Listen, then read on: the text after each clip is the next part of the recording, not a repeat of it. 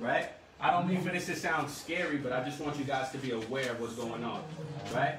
We're gonna hit these ages one day. I know nobody anticipates of dying tomorrow to bypass this, right? We all want to live a long time. So you're gonna be 65 and you're gonna be 85. You have to know what you're preparing yourself for, right? Right? If you have few assets and live on Social Security benefits, should you buy long-term care? Yes, everybody needs it. Yes. I'm sorry, I keep stepping on you. Yes. Yes. Why? We just went over it. It's the number one reason why people go broke. You're going to end up having to sell your house or sell your cars or your family heirlooms just to try to keep up. Right? No worries. Now we're going to start getting into Medicare and Medicaid, right? So Medicare normally covers short-term care for up to 100 days, right? 3 months. Now Medicaid covers long-term care but has very strict income and asset requirements, right? So qualification rules vary by different states. Yes. Usually you have to exhaust most of your assets first. That's right. So again, you have to fit in a certain income range in order to qualify for this, right? Now, starting over the summer, I did a little tour and I was going to different senior centers. It's a shame what these people had to go through in order to provide themselves long-term care. Because they weren't educated. You're talking about people giving up millions of dollars in family heirlooms. Generational wealth is what we're teaching here, but people are sacrificing that because they need to take care of themselves first. Right? Now, long-term care insurance, right? It's the coverage you purchase to provide medical and non-medical care service when you're unable to perform the basic activities of daily living, which we went over, right? Those 6 daily living functions, right? Now, Medicare is your health insurance after the age of 65. So once you turn 65, you have to get Medicare. Now, the only stipulation is unless you're still covered by your employer's health plan, right? And you must enroll in Medicare before you can get an additional private Medicare supplement coverage. So what that means is that immediately once you leave your job, you have to enroll in Medicare, right? And I'm going to break down a little what the guidelines are for that, right? So just understanding that Medicare has 4 parts, A, B, C, and D, which we're going to go over now, right? Part A is medical insurance for hospital visits, and it's free for most people. I'm sorry about that. I'm sorry. Right? B is medical insurance for doctor visits, right? And this is not free. Currently stands a monthly premium of $134, right? Have you guys ever heard that you have to go to the doctor a certain amount of times in order to be covered?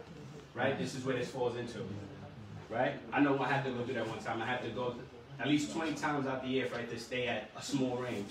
Because I don't even get sick that much. Right? Part D, this is drugs coverage, right? So any medication that you may need, this is what this falls under.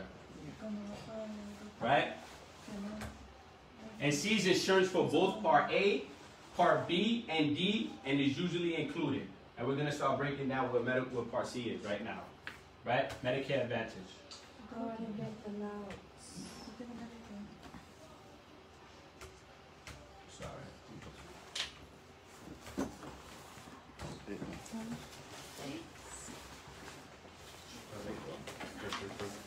Oh, you missed the candy. Oh, man. How many of you guys live in Brooklyn? Oh, everybody's in the Bronx? Yeah. We have a Brooklyn office. She's here today watching me. Okay, I'm done. All right. Making me want to go back to school now. All right. Now, how do you apply for Medicare through Social Security? Right. There's 2 enrollment periods. Right. To apply for Medicaid Part A and Part B.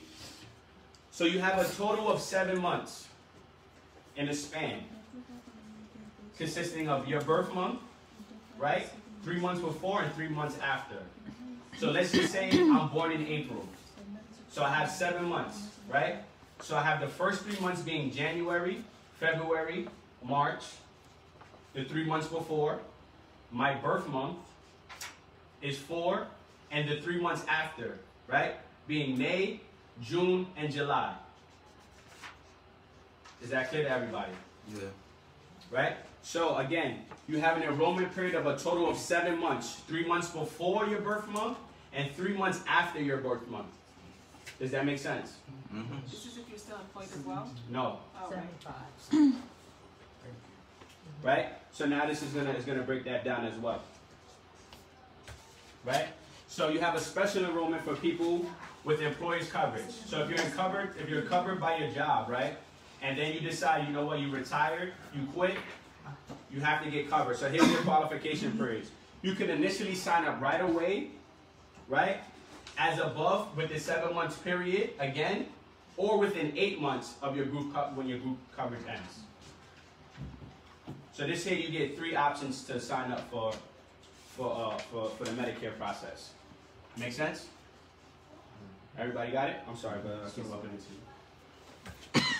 Right? If not, you can still enroll during the general enrollment period from January 1st to March 31st. Right? Of each year. And again, it says late enrollment penalties will be assessed. After signing up for Part A and B, you may have to sign up for Part D. Right? Why is this so complicated? It's all about money when it comes to the government. Right? The less you know, the more they make. Right? So, this is the insurance plan you pay for, the gap, that Medicare does not cover in Parts A and B, such as deductibles, copay, coinsurance, and travels outside of the U.S. Right? So now what we're going to break down is a little bit what those things, what those mean, right? So Medicare policies do not cover long-term care, right? Such as staying in a nursing facility, dental care, vision, hearing aids, eyeglasses, and private duty nursing. Right? Now, basic benefits is standardized among all the plans. Right? Thus, if you buy from plans from Mutual Omaha, Blue Cross, Stonebridge, AARP, the benefits are all the same. So there's standard benefits for all these companies. Okay? Thus, pick the one that is most cost effective and the cheapest to save money, right? So again, now with this chart is breaking down, oh, I wish I could blow this up. I don't know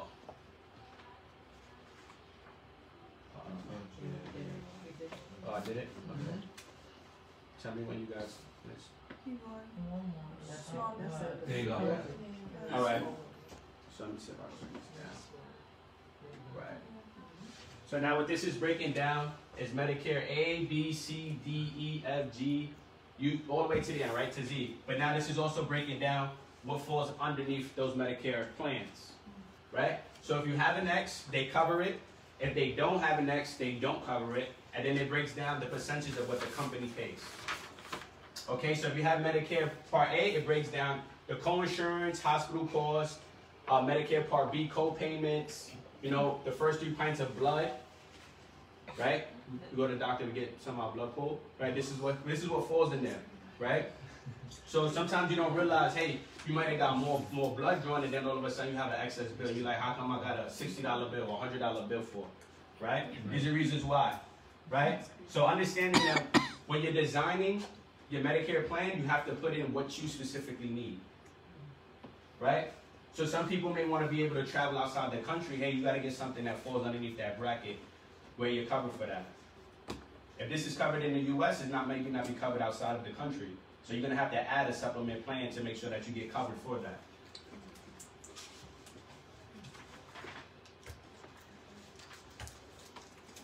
Right, so Medicare Advantage is Part C, right? It is the alternative to the original Medicare. The insurer for the Medicare Advantage Part C receives a per capita amount for Medicare to provide the benefits and services covered by Part A and B, and usually includes Part D, right? So most of us, we understand what this means, right? Okay. For example, so most employers, right? If you want an HMO like Kaiser, you will go to their participating doctor and hospital of their plan and their network, right? In this case, you choose a Medicare Advantage Part C.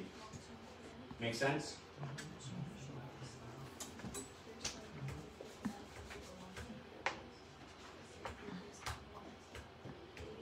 right?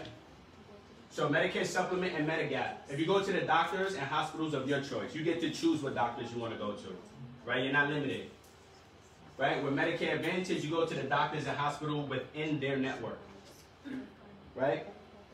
So Medicare Supplement costs more, and Medicare Advantage is cheaper or no cost, right? It's your life and make the right choices.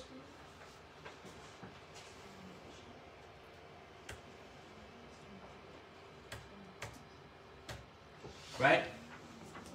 So the average lifetime retirement healthcare premium calls for a hypothetical cost of almost a little over $250,000. Right? So this is just medical. Understanding that this cost is just medical. So if you had a retirement number in your mind, add $250,000 to that. Sounds good? Right? So which includes the Medicare Part B, Part D, as well as supplement insurance according to HealthView's latest report. Assume life expectancy of 87 for men and 89 for women. Now just remember, we just went over certain numbers, right? 1 in 9 people will have Alzheimer's, right, by the age of 65. And 1 in 3 by the time you're 85. Right, so now this is just breaking down a table rating as far as cost for the ages of 65, right, and above. Y'all want me to zoom in on this? So y'all can take a quick picture.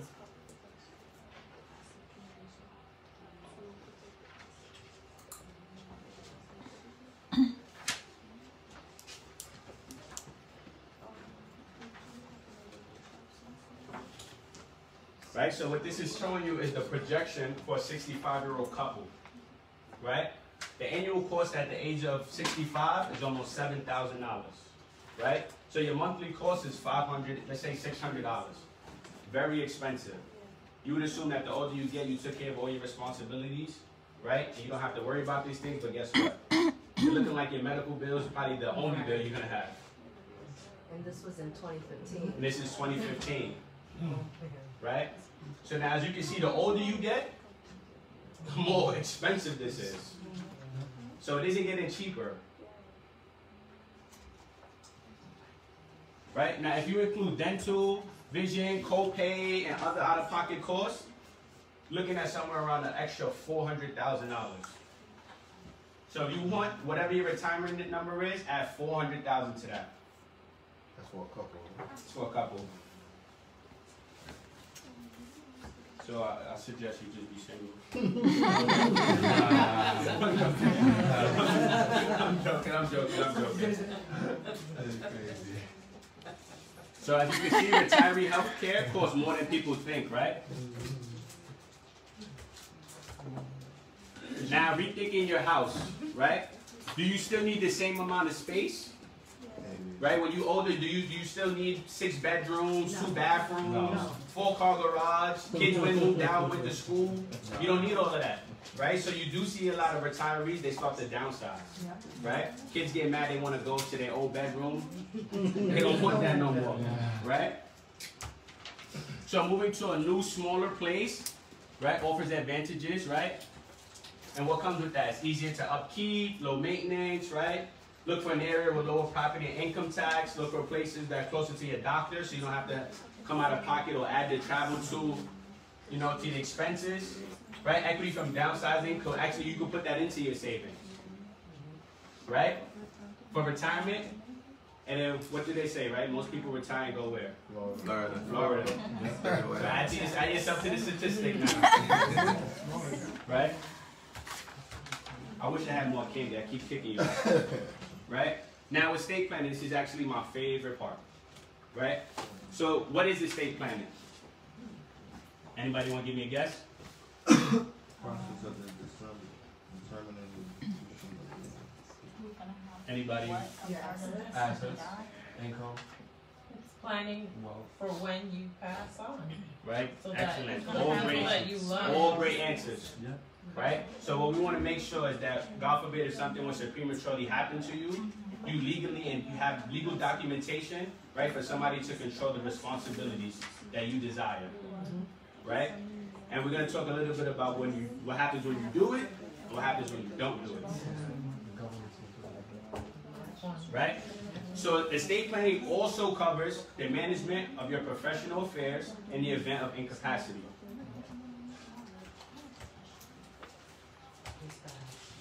So, if you didn't know, everybody has an estate, right? And these are the things that consist of it, right? So what's your estate? Is everything you own minus your debt, right? So your car, your home, real estate, your bank accounts, checking, savings, CDs, stock, bonds, mutual funds, annuities, retirement, pension plans, businesses, right? Sole proprietor corporations, LLCs, partnerships, right? Furniture and personal possessions. Now, unfortunately, I witnessed this a few months ago. One of my best friends called me too late, and he said, "Listen, hey, my uncle passed away. He had a $3 million estate, but he had no will, no trust. What happens? The government distributes it. Now the government takes over. They gotta go to probate court. Yep. Now, probate court is extremely, extremely expensive and extremely, extremely long And stressful. So it may cost you more going to court than the asset is even worth. And this is what the government banks on. They want you to tap out before you get to own this stuff. Right? And all it costs is you to have a will in place, which we're going to go over, or a trust in place. Right? Now, I'm pretty sure you guys know Aretha Franklin and Prince, and for the younger generation, Nipsey Hussle, right? We're going to talk about some of that stuff now. Right? Because everyone needs to have an estate plan. Not just be wealthy, right? Or not just the wealthy. So, I'm going to give you guys an answer here. Right? To ensure that my property will go to whom I choose when I die, I can make a simple will. Right? So again, we gave the answer before, just making sure that you designate in legal documentation somebody who's going to take over the responsibilities, right? To avoid probate process, I can consider a trust, right? So a trust is a little bit more advanced. Right? Anybody know what a trust is? Anybody got a blue book here? Yes. Yeah. Somebody read it out the blue book for me. Somebody read it out the blue. So is the back.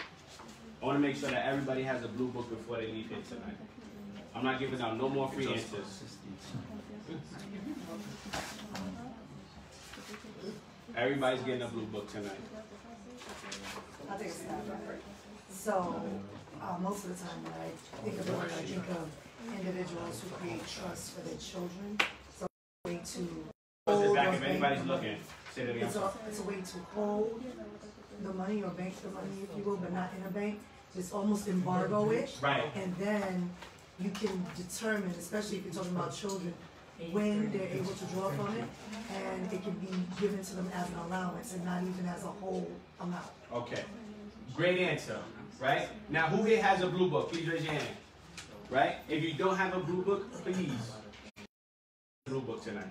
Right? There's so much information in this and power in this book right here that you need to know. Right? So what I'm going to do is I'm going to read a little excerpt from the blue book so that you guys know what a trust is. Right? It only takes effect after you die. Right? However, a living trust can benefit you while you are still alive.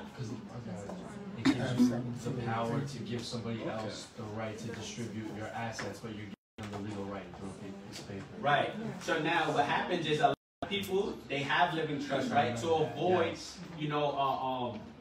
court situations. Okay.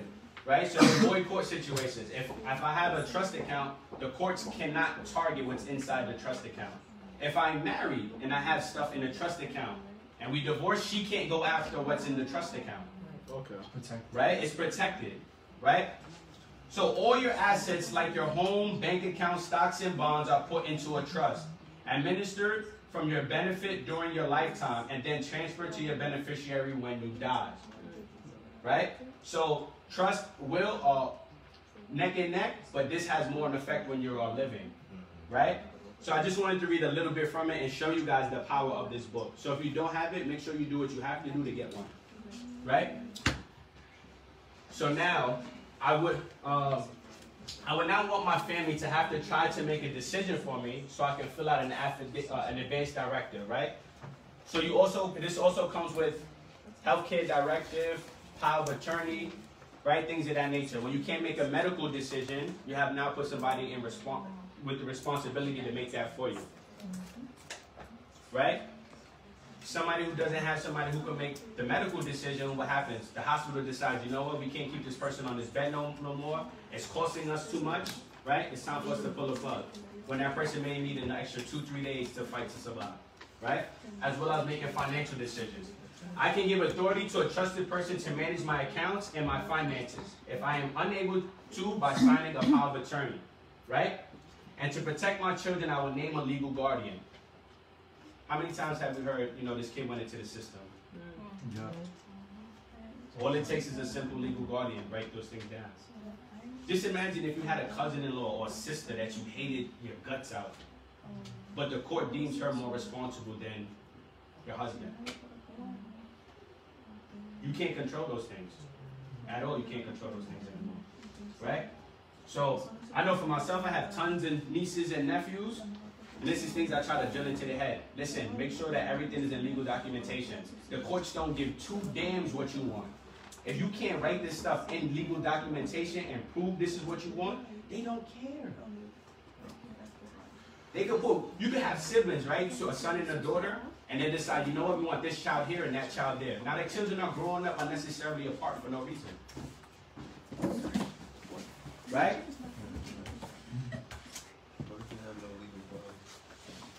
System. Right? So page 81 in your workbooks, to make sure all my investment accounts will go to the person I specify, I can register and frequently update my beneficiaries, right? I always tell people, you know, if you're younger, make sure you do this on you know, on every quarterly basis. If you're a little bit older, make sure you take care of this on a monthly basis, right? To protect my children, their education, and cover my debt, I will evaluate the correct amount of life insurance. Does anybody know the average cost of tuition now for college? A year, right? Yes. A year, right? So $60,000 times 4. Let's say if they graduate on time. 240,000. 240,000. Right, without loans, and that doesn't include student aid, scholarships, all that incorporated. Right? So now check this out. If you didn't save $240,000 for your kids to go to school, what would be the wisest thing to give them the opportunity to? Provide yourself some type of life insurance to make sure you can cover those expenses. How do you think the wealthy are able to pass down large amounts of money? Through life insurance. It's the easiest way. Most of us have car insurance, it's cell phone insurance, but don't even have life insurance. And it's better to get it when you're younger. Right? I can guarantee you, we have a family gathering and everybody in the room has an iPhone. Everybody in that room will have cell phone insurance on in case it breaks. But the minute you ask them life insurance, none of them will have it. Is your phone more important than your life? So let me ask you something. It's by law that every car that's on the road has to have what? Car Car insurance. insurance. Have you ever heard somebody get into a car accident and be like, Geico, listen, I need car insurance right now, I just got into an accident? We got to take this stuff more serious. If you don't have $1 million, go get $1 million on yourself. This is now part of your net worth. You are now worth $1 million. Hey. Yes, ma'am. One of the things that's happening now is, like, for myself, a lot of the older people Yes. don't have life insurances. So guess who's gonna pay for it? Us, Yes. Yep. the kids. Yes. Where are you gonna get the money from? You have to figure your own expenses. You're in debt right now, whatever. And God forbid, a parent passes, and you have to do funeral costs and Thank everything you. else. And if your name is on that paper, you also got that debt. Yes. And I was just going to get into those things. Funeral coverage Does plan. anybody know what an average funeral costs? About like $20,000. You gotta pay for the coffin, you gotta pay for the. Yep. 20,000. They used to say 10 to 15. No, 20. No, it's about You 20,000 gotta now. pay for the coffin, you gotta pay for the What service, about- you gotta pay for all What that. about cremation? Yeah.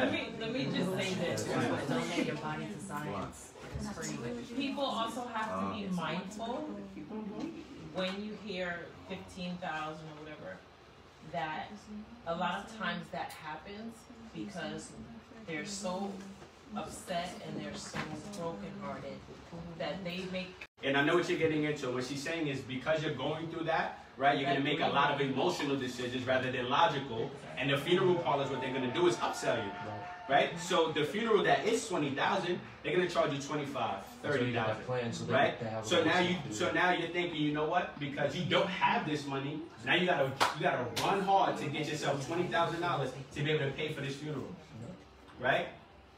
Because along with that is, then you have the funeral home telling you that they have to get rid of your loved one by a certain time. Yes. Because if not, guess what? That's going to be your rent you're going to be paying too. You Yes. You know, decide what you're going to do. Yes. But also, on top of that, the other thing they convince you to do, which is the cheapest way, is what you were saying. Cremation. Now, I was about 17 years old when this happened to me, right? And if I could, I'm gonna bring my aunt up here, right? She was a little old. She was older than me at the time, and I know she was dealing with the numbers, right? When my brother passed away, right? How much did the funeral cost? If we wanted the funeral we wanted, was in the thousands that the family didn't have. Right? There were a lot of contributions, but yet it didn't meet what the funeral parlor asked for, so we had to create it. So now, how sad is that, right? Because now, you know, this is a real testimony that I had to go through. How sad is that we couldn't let this person, right, go off the way they wanted to go off? How many of us, you know what? I'm sorry, go ahead. No, I mean, I could relate to my father passed away like 3 years ago, and then me and my dad were walking around the whole Massachusetts asking people for money to pitch in, but some people say, oh, I don't have anything. Even the closest people that he was with wouldn't even pitch in. And that was the sad part, and he couldn't even reach the maximum goal to pay for the funeral. Now, to piggyback off of what she said, right? Now, I went to a friend's funeral a few months ago. A fight broke out. Because people are not contributing. I thought you said he was going to give me $2,000. I thought you said he was giving me $5,000. Where's the money? They got to pay the funeral parlor. The body can't stay there. Fights are breaking out. So you have to be proactive about this stuff. How many times we hear black and brown kids are dying before the age of 21? Don't assume your child is going to live forever. Don't assume you're going to live forever. Because when you go, you are leaving a burden behind. A very expensive one. Now just imagine if you wanted to put your child through school. That's $20,000 out of my pocket because you weren't proactive about those things. Right? Now, if my total estate is over $1 million, I may be subject to estate tax. Right? Listen, the government doesn't care. They want their money. Right? Now, I can direct that a portion of my life insurance proceeds go to my final expenses. Right? So, inside the will and testament, you could put where you want certain monies to go. Right? If you have a child that's young, you could write down, hey, listen, I don't want him touching the money or her touching the money till they're 25 years old. Right? If I have $1 million, hey, they get $250,000 at 21. Right? They're 25, they get $250,000 then. Right? And when they're 30 years old, they get the other $500,000. So you could control the amount of money that they get. Right? To ensure my final expenses are handled according to my wishes, I will keep this instruction in a safe place along with my other important papers and will. Trick you guys this time. Right? Now, with one of the companies that we deal with, right, it's federally graded, and it's in, they store it electronically. Too many times from the elder generation, right, they hide it so well, they hide these things from themselves. And people don't even know they have life insurance. And then you know what happens? Then you talk about billions of dollars that go, you know, into unclaimed funds. And people don't follow up. And people don't follow up. People don't know. I literally watched a client come in here and say, you know, she was talking with one of the educators in here and said, listen, I found my mother's life insurance. Right? We called. Expired. You should have seen her face. Talking about $1 million life insurance policy. Through the roof, yes. It depends on the type of life insurance, and usually there's an age where you can't claim it no more. You can't claim that money no more. Right? Oh, I'm sorry. Anybody own a business here? Who wants to own a business? Should see more hands go up. It's part of generational wealth, right? We want to leave our kids something. Right? If I own a business, I need a succession plan. Right? God forbid something happens to an emergency, retirement, right? You want to make sure you have these things. If I have a partner in the business, I need a buyout agreement. Let's all be honest. How many of us work with people we don't like? We all do. I love everybody. We all work with people we don't like. Now, what's going to happen when you have millions of dollars in bondage with this person? Right? Got to make sure that you guys have these things in stipulation and in writing. Right? All my important documents, a trust, a will, agreements, insurance, debt, retirement, investment accounts, and any CDs or annuities need to be kept together in a Safe place. I wish I had chocolate for everybody. Right? Now here's a tip.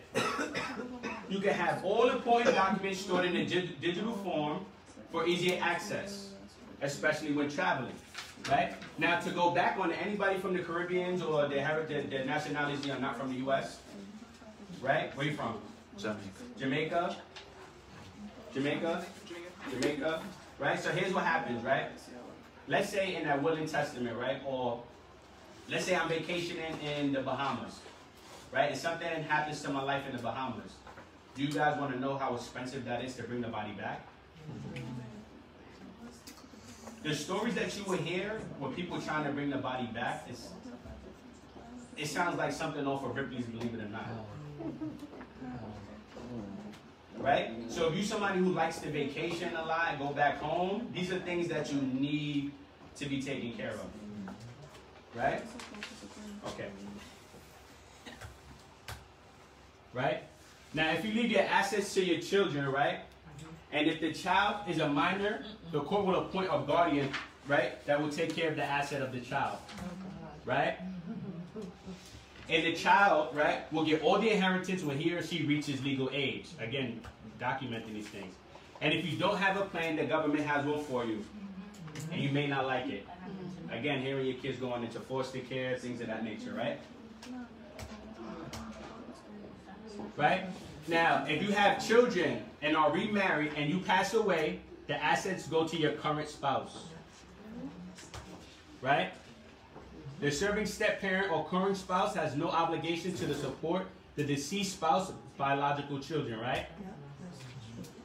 So, you see how important it is? I wish they magnified this. You have a responsibility to plan ahead. Some of us know where our paychecks are going before we get it, right? So how about we start paying this ahead, right? And the best time to start an estate plan is when? Now. So before we leave here, right? The person who invited us, we're going to do what? We're going to go sit down and make sure that all of this is starting to be taken serious, right? Yeah.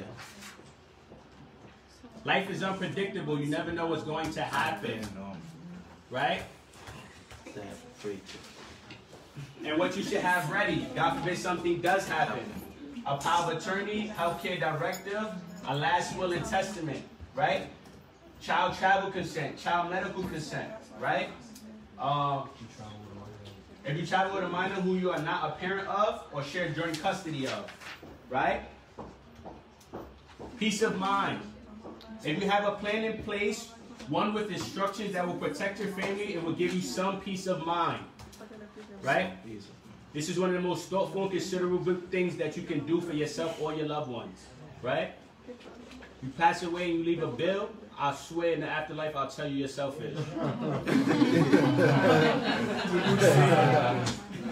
I will find you, I'll go through them gates and get you, I swear.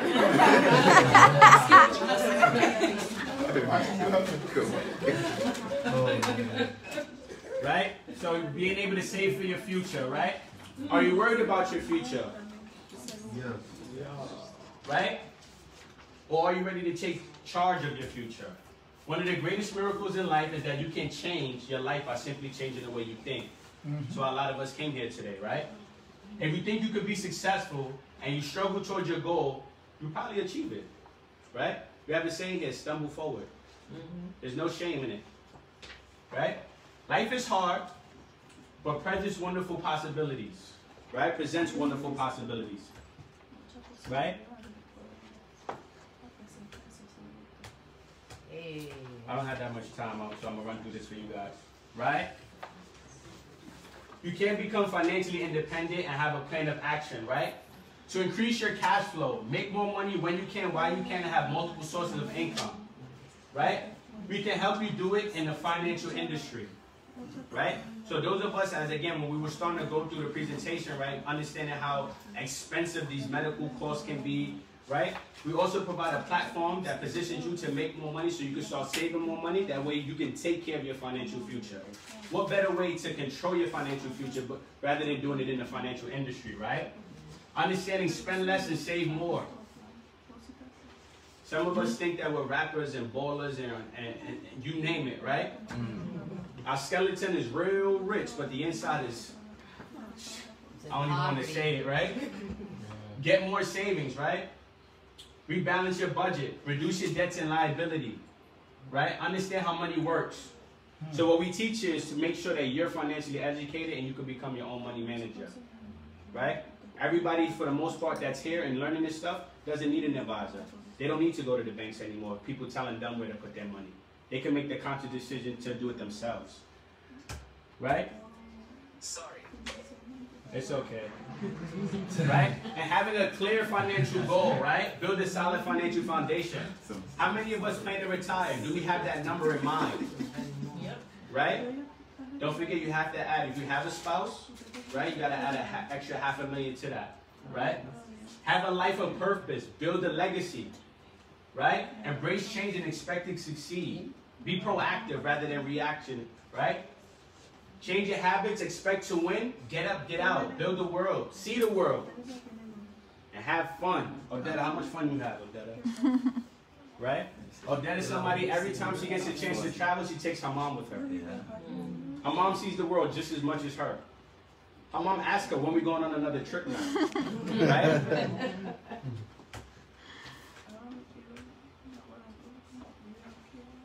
So again, right, what's your homework? To sit down with the trainer, the person who invited you, so you could track your goals to retirement. Track your financial future, right? Evaluate your needs for healthcare during retirement and plan what's best for you, right? When was the last time you updated your will or your trust? How many of us have those things? How many of us ever sat down with a financial professional before, right? I think 1 in 3, right? Here? Yeah. All right, that counts. Right? So again, what this is telling you is read the pages in your Saving Your Future book, which is the blue book. Again, I believe there's only 5 people in this room that have it. So make sure you do what you have to do tonight to have access to the blue book as well as the workbook. Can you hold the workbook up? Make sure you guys have access to this stuff. Right? And that's the end of my presentation, guys.